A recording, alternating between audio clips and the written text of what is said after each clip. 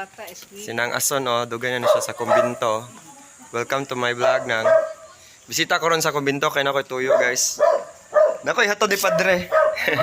So this is our convent tour. The convent and the chamber of secrets. So guys, there are chambers there. So that's actually the convent entrance. So I'm using the back door because this is a backdoor negotiation.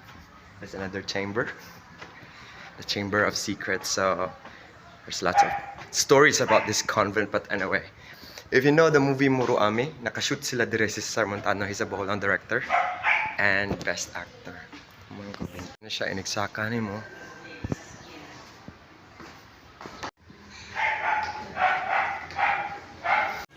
So this portion of the convent is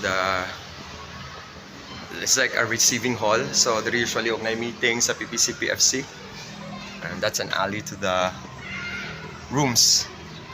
Muna siya ang bridge, the famous bridge connecting the Church of Santa Monica and the convent. This is the convent.